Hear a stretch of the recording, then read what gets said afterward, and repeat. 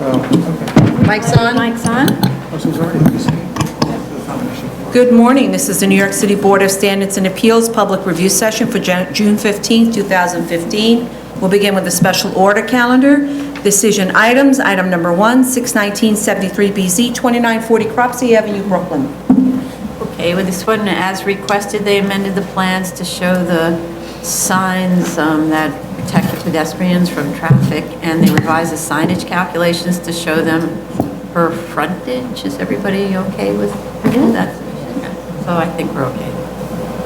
Continued hearing items. Item number 2, 584-55BZ, 699 Morris Avenue, the Bronx. Okay, the plans were revised, but it's not at all clear what changed for me, other than that the location of the cars and the trucks on the diagrams changed. Really, it's just moving the cars around. And they provide the curb cut dimensions that we asked for. They don't show that circulation was improved to respond to our concerns from the last hearing, that really the curb cuts, for one, don't seem to be large enough to handle the traffic, but it also seems like there's way too much activity of trucks on there. I still think, because they haven't established anything further with this last submission, that they're asking too much of this little site. And the fire department also had comments, so they need to revise the site plan to respond to the comments. They're pretty long. I could go through them, but we have them. Anybody else? Well, they had, I mean, I agree about the circulation. They should show the truck kind of moving along the site to make sure that it can actually make that radius from one street onto the site and then out. I'm sort of dubious, but they also should show the door swinging in the correct direction, because I think if they've got a 3-foot door that swings out, they may have a problem with the distance, the dimension between the door and a car actually coming up between the island and the building, and they show the door swinging in. So I think they have to really take a look at their dimensioning a little bit. So you're talking about on the building itself, On the door building, swinging? Yeah, it swings Swings inward into into the building, and should, I think, swing out, which would then maybe cause a conflict between a car. Does it have to swing out? It's Well, not that enough. would be the egress direction, so it's coming out. Yeah. But they should make that clear, because if it is supposed to swing out, then I don't think that they make the dimension between a car and the building. They need to actually reconcile their statement of facts and findings with their plans, because they say they're removing the northernmost curb cut on Park, but the statement says the exact opposite. So they need to look through the statement and then look at the plans and make sure both of them match. And I agree with you. I think it's just too dense an amount of activity on that site, and I think that perhaps they shouldn't have diesel and shouldn't have trucks, and this should just be cars. Yeah, I agree that it seems too small for trucks to fuel there, and I just had a question about their remediation proof. I guess the DEC comments were from 2005, and then they submitted these cleanup receipts from 2011, and just wanted to know how are they, related to the same occurrence.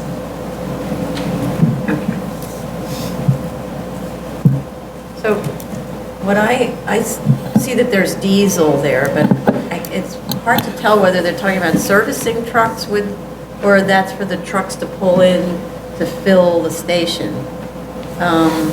I thought that's what that one is. Those are filler trucks as opposed to that's trucks I that think would that fill you the would have tank. diesel fuel so that you would.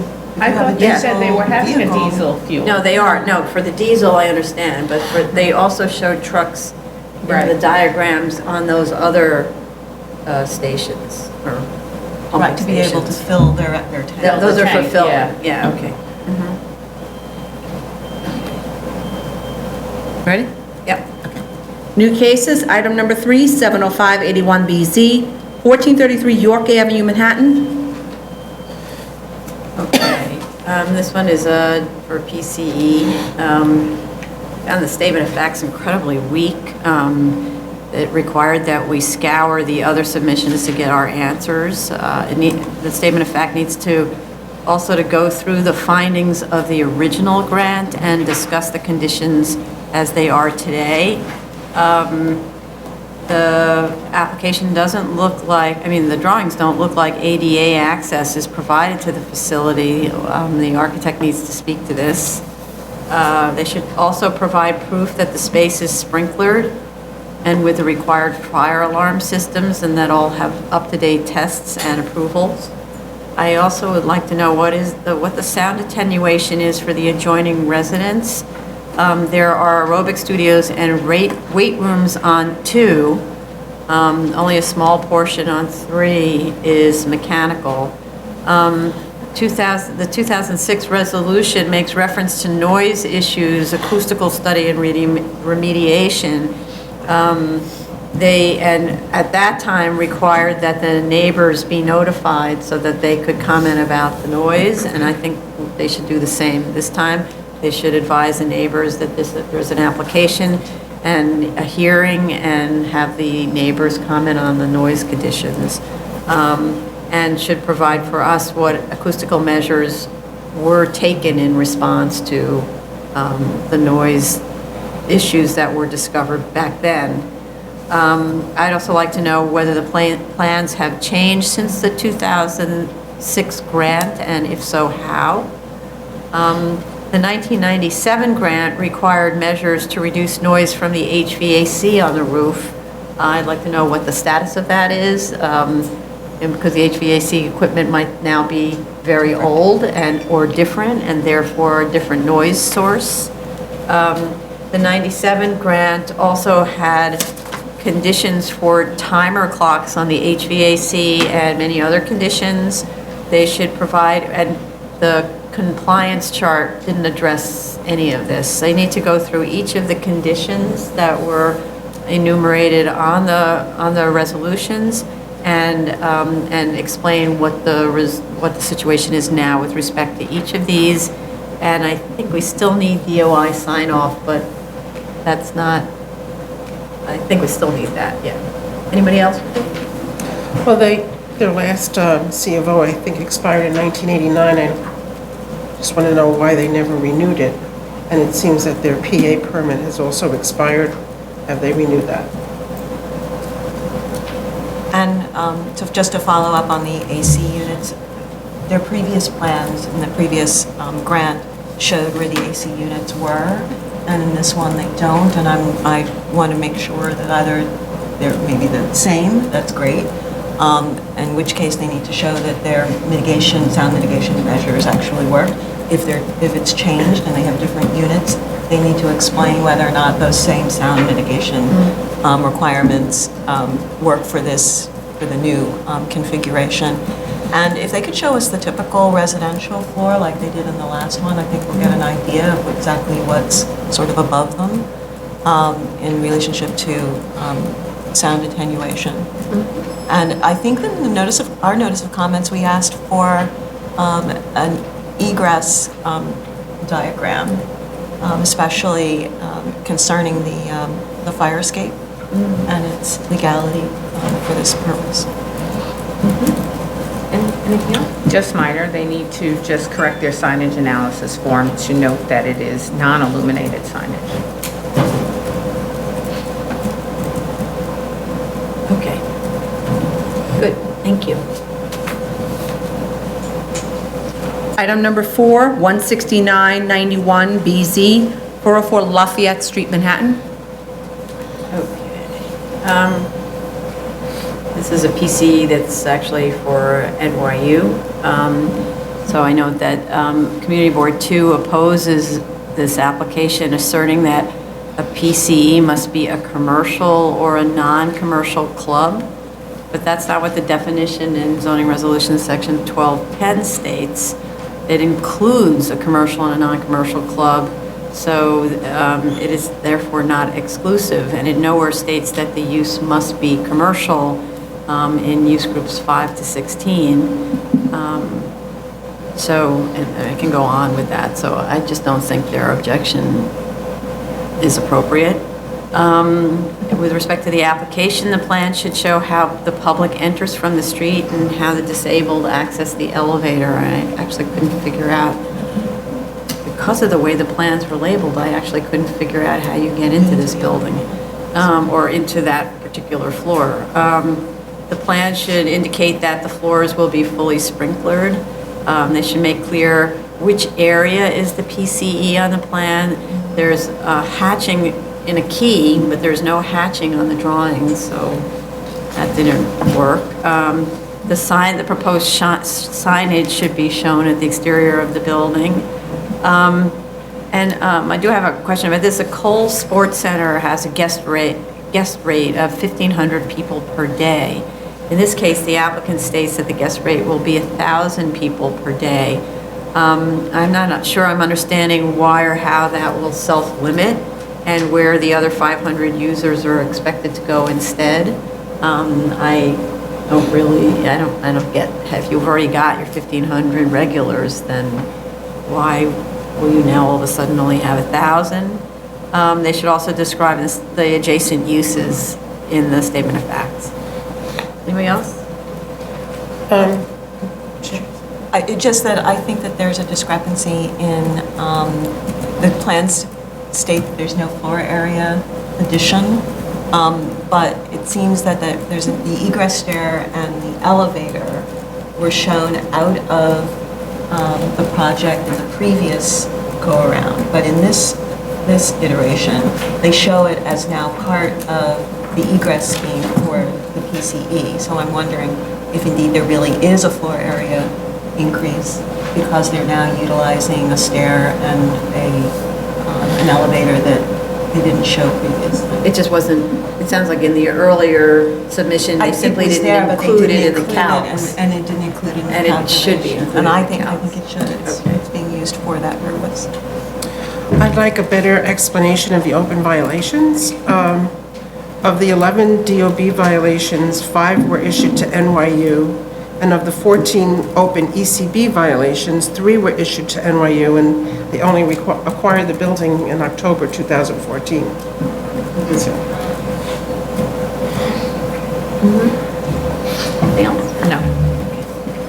Thank you.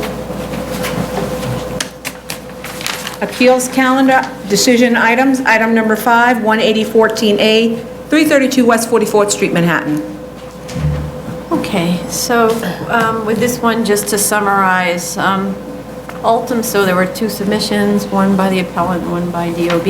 Ultimately, DOB submits 4 arguments in support of its position that the Bravo installation meets the definition of sign.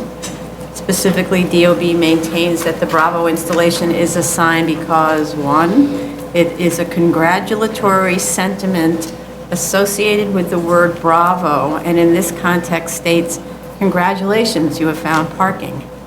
2, the word Bravo directs attention to parking located in the theater district. 3, the word Bravo evokes, celebrates, or draws attention to the theater district itself. And 4, that the word Bravo is part of a marketing strategy by the property owner. I, myself, explicitly reject the first 3 arguments, but find dispositive the 4th, that the Bravo installation, by virtue of its design, including color, text, and placement on the facade, is a deliberate textual and visual reference to the existing signage on the premises and the Park Fast marketing program, which signage is directly related to the parking use at the premises. Anybody else want to comment? No? Okay. Item number 6, 23014A, 20 Pelton Avenue, Staten Island. Okay. You submitted Okay. revised plans? Sorry, yeah. They added a note on the site plan with respect to the Department of Buildings review of bulk regulations as if the widening was not present, as we asked them to do.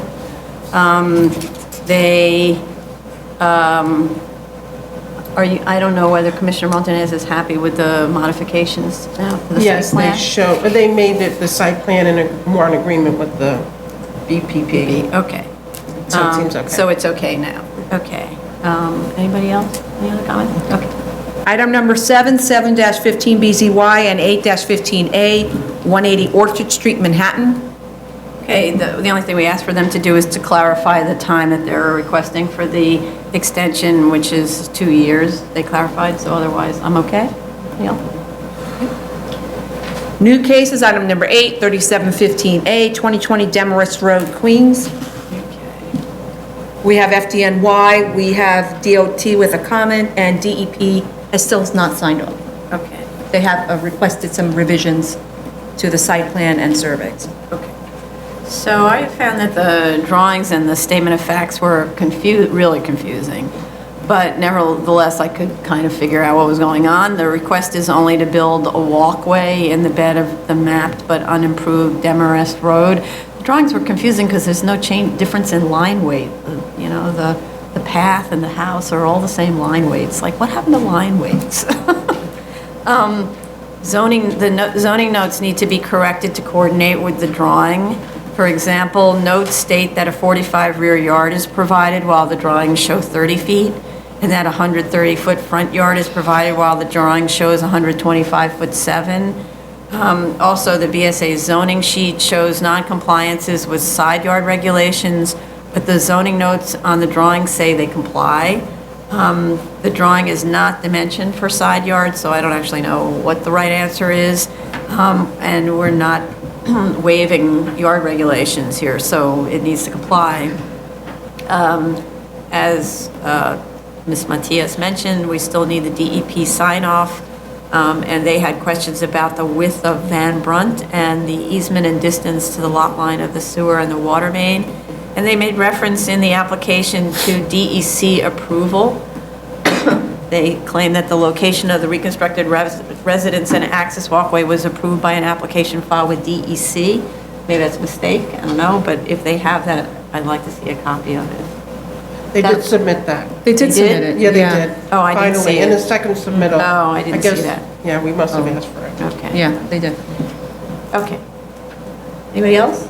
I agree that the papers are a little bit confusing, the drawings, it took me a little while to understand exactly what was going on, but I just had a question of clarification. They seem to mention that there's an easement agreement, Yeah. and I don't think that they furnished us with that agreement. And if they're subject to it, they should give us a copy of what that is. Okay.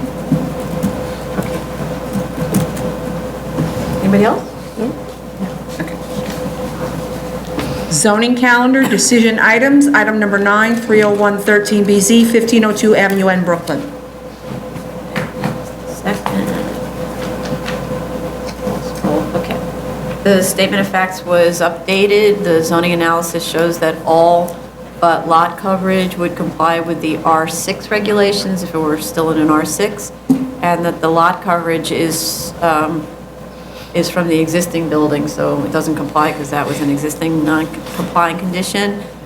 They showed adequate space was provided according to the code for dorm rooms, which ended up reducing the bed count even further to 42 beds in 10 rooms, which makes me feel more comfortable just about kind of safety, habitability, and all of that. And I think they whittled this down as much as they could and still meet their programmatic requirements. So, is everyone else okay? Item number 10, 24814BZ, 1565 Forest Avenue, Staten Island. They submitted revised plans, zoning analysis, Right. sign analysis, sorry. And sign an announcement, right? They provided a letter from the architect describing the existing parking situation and the PCE compliance with parking. I still find it a little confusing, but there's a lot of parking spaces, and there seems to be an allocation to the PCE. I don't know exactly how that's done, if it's contractual, but, and we did get the corrected plans with the sign height and the table, right? Yeah, we did. Thursday email, Friday, they submitted hard copies. Today? Friday. Friday, okay. It's Friday. Okay, good. Anybody else? Okay. Item number 11, continued hearing items. Item 11, 30-12BZ, 14241 Roosevelt Avenue, Queens. They've asked for an adjournment. Right. Item number 12, 3114 BZ, 165 Spencer Street, Brooklyn. Also asked to adjourn.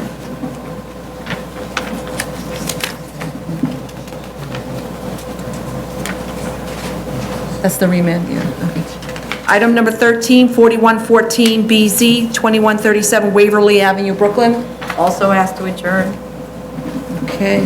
Item number 14, 14814 BZ, 11 Avenue A.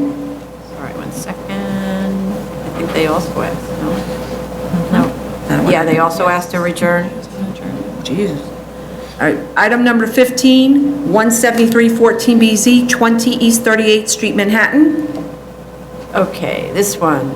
With respect to the access to the cellar for this PCE, the drawings still don't explain how you get there.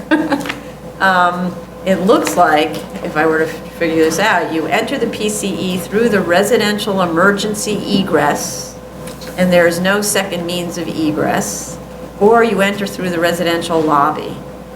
I don't understand.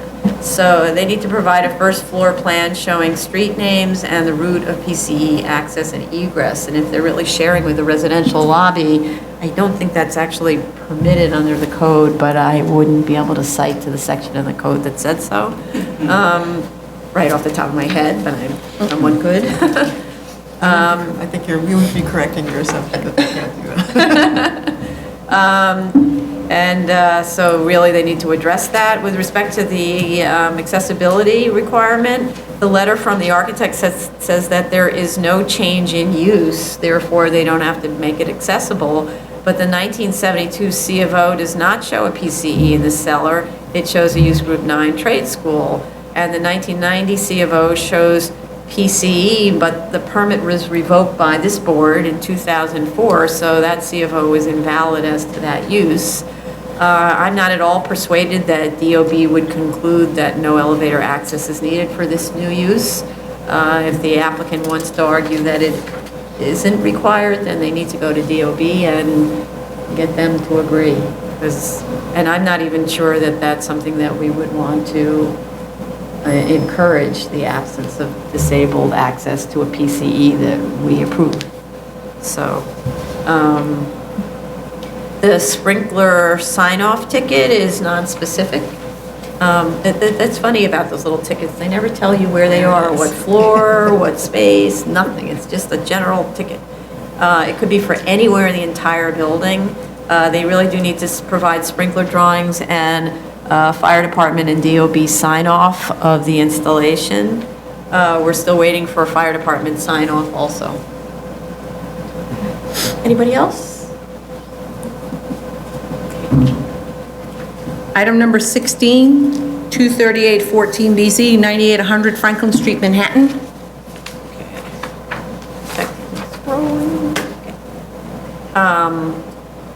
They looked at the subgrade and piling work for the alternate scheme that pulls back from the apex of the corner, and let's say assert that because there would be a cellar and ground floor commercial at the corner, plus full construction in the side yard, there would be a net gain, in fact, of 1 pile. And the 1 fewer pile would have to be installed from the street at the corner. The cost savings would therefore be minimal. They did improve the description of the site's uniqueness in relation to other sites in the area and the discussion of the neighborhood character. They revised the financials. The cost estimates are now specific to the plans from an independent cost estimator. The financial analyst explained the reasons for the selected cap rates, management fees, and vacancy rates on the retail spaces. The land values were recalibrated, but I still don't understand why comp number 4, which is a huge site compared to the subject and the other comps, is even included, since it skews the numbers and the amount of the discount for size, and it's unexplained. The discount is unexplained. In any event, reducing the land costs by dropping out comp 4 would not render the as of right viable. So I don't think it's actually necessary to go through this again. Nor would modifying the facade and party wall construction methods, because the independent cost estimator actually used different kind of facade assumptions. than the in-house estimator, so the numbers are somewhat different. The opposition submitted another analysis of the applicant's financials, arguing again that the as-of-right would realize a reasonable return. So but in sum for me with this, I just want to note that this site is one of the more heavily burdened sites that I've ever seen. A little bow tie, both triangles, next to the subway. It goes on, right? And the variance process is intended to help relieve some of that burden. The requested waivers are very small, and the as-of-right could have been at least as tall and block just as many windows of the neighbors. And the lot coverage is a little bit more than 10% of what would be allowed as of right. The side yard is 3-foot difference, or not even 2.5 feet. The height is 10 feet taller at the setback only, not taller than what's permitted. And then the street wall is just this confusing street wall regulation, so it needs to allow for continuity of the street wall with this variance. And it complies with the floor area ratios. They haven't even asked for more floor area. So I'm okay with this after all. Me too. I'm fine with it now. Okay. I wanted to go through all that so that the neighbors, if they're listening, could hear. Understand. Yeah, and understand.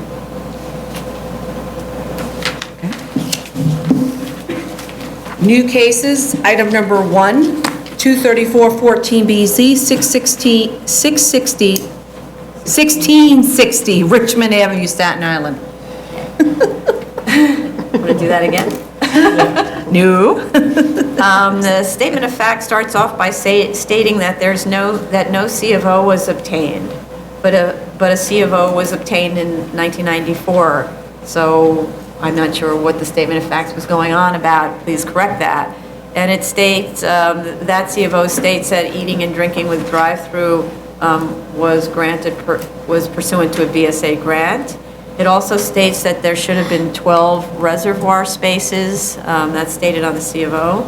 And it states that there was a CPC action. I'd like to know what that is. And what were the terms of the conditional negative declaration that was referred to in the statement of facts? It also states that there is no residential adjacent to the site, but the land use map shows otherwise. It shows that immediately adjacent there is a 2-story multiple dwelling that faces Victory Boulevard. They actually share kind of an L yard condition, rear lot line condition. The drawings were illegible in the PDFs, so I couldn't really read any of the text. And we need to understand how the ordering and pickup works, where the menu board is, can't even see it on the plans, and what the menu board is, because it obviously needs enunciator, limiters, etc. They need to straighten out their signage because they are only accounting for one sign on the front of the building. However, there are pylon signs and building flags and banners, and there's signage on the fences as well. So they are probably over their limit of signage. And also the plans are very unclear, and it shows some sort of an exit in the rear of the parking lot that seems to be going to the office building complex. Right. And I was just wondering what the relationship between the two sites is. Right. Yeah. No, it's just like you don't even know how to get in there. So, yeah. Right. And they should clarify their occupancy load, I think, on their, I think it's the PA that they have, it says 133 persons, but on their drawings, they say 110. Mm-hmm. So I think they need to clarify that. And they have their garbage pickup between 12 a.m. and 4 a.m. Could they speak to that and how that doesn't wake anybody up? Right, but I think, commercial carters always work in the middle of the night, unfortunately. I know, but Yeah. perhaps there is a way that they can work sort of in the nighttime that's like between 10 and midnight or something like that, as opposed to 4 o'clock. Yeah, okay, well, we can talk about that. Okay, anybody else? No? Item number 2, 244-14BZ, 22 West 32nd Street, Manhattan. Okay. CE also. This one, actually, it's PCE, but it kind of gives me a little bit of pause. First of all, the community board recommended denial because it's a 24-hour spa, so they were a little concerned. I'd like to know why it needs to be 24 hours, 7 days a week. Who's the clientele at 4 a.m.? Could they provide us with an example of another such establishment that the board has approved, upon which this is modeled, so at least we have an idea of a going concern? Because I understand this one is something new to these owners, these operators. The statement of fact, the math in the statement of fact about the number of patrons is incorrect and needs to be corrected. It states that there are 138 patrons on the third and 148 on the fourth floors for a total of 105 patrons, which is new math. So that needs to be corrected. And I'd also like to know how this establishment, more importantly, meets the definition of a PCE as defined in section 1210 of the zoning resolution with respect to accessory uses of saunas, baths, etc., in relation to the principal activity, which is either massage or physical exercise. That's the actual definition, and it looks to me that there's very little of the principal activity and principally the accessory activity. So that needs to be addressed, because at the moment I'm thinking it doesn't qualify as a PC, in which case I don't know what it is. So, anybody else? They have a pretty website. Yeah, but it's not an active, it's just not a active, coming it's just soon kind of pretty. website. Yeah, no, it is pretty. I think they still had that note about sprinklers if the FDNY requires, Oh, really? Okay, so they should just, They should just say that it's Yeah, that it's required. They will comply. And DOI has signed off on it? Actually, I do believe we have a DOI. Yeah, we have DOI and fire department sign off. Yeah. Bless you. Okay, listen. Item number 314, 14BZ, 1604 Williamsbridge Road, the Bronx. Okay. So with this one, it's about a healthcare facility. I'd like to know, what is the anticipated occupancy? No floor plans were provided to show the number of exam rooms. The occupancy is based on floor area is 42 persons, but we don't really see how this place operates and how many people would actually be there at any given time. One of the reasons that it matters is they're only providing 2 parking spaces. They should provide a parking needs analysis, as it could be a very busy practice. I mean, medical offices have people coming and going all the time. So they should also provide a map showing the location of transit and off-street parking. Since the principal finding for this special permit is about open space and its distribution on the zoning lot, and that open space should be in conformance with neighborhood character, there should have been something in the submission to help us understand the character of the surrounding open space and the neighborhood, and how this proposed structure will fit within it. So that needs to be significantly improved on the statement of facts, and also with supporting materials. I agree with you. I think they need to give us a survey of the open space ratio and lot coverage ratio of the surrounding properties in the radius, and that'll help make their case. It seems like everything is pretty much, when you go to a site visit, is pretty much built up, and there isn't that much open space there. I agree with you on the parking.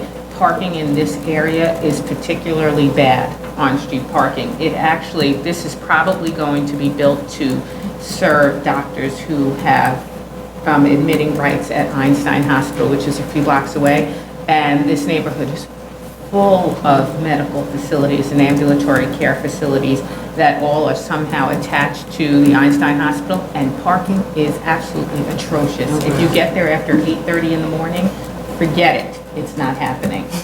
And so they really need to address that. I think that they should also discuss the landscaping and screening plans and details that they're going to have for this site, because as you said, the special permit is all about the use of that open space and having it be similar to the residential area. And they should also address whether or not there's going to be signage and how much and where. Okay, great. I think they gave us some hours of operation, but they didn't tell us how many days of the week they're going to be open. And in addition to the parking supply, they should give us a projection of demand for the facility. Of parking and, Yes. basically it's the parking demand study. Yeah, Right. okay.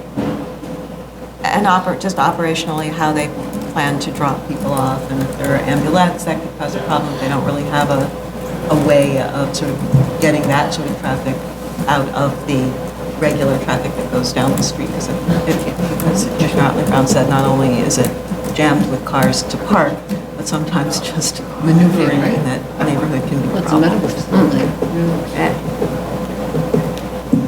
Okay. Great, thank you. Item number 4, 215 BZ, 31 West 19th Street, Manhattan. This is also a PCE. And it's a legalization. We have fire department, DOI, and LPC sign off on this. Because it's a legalization, we need fire department and DOB sign-offs that they actually inspected and that everything is operational properly. They provided proof that they actually filed, or DOB approved their sprinkler and alarm applications, but there are no sign-offs. They provided details showing the sound attenuation measures and where located. I'd like to know what the adjacent uses are to the workout areas, including above. And also, again, how does the accessibility access work? It looks like the patron has to go into the commercial lobby, which is separate from the entrance to the gym. The architect should respond to this again. Anybody else? Well, it was just, to me, it was a contradiction that they submitted this engineer's report saying that the final inspection had been performed on the sprinklers, and then after that, they gave us the DOB all 3 application to modify the sprinklers. So I didn't understand how those two jived.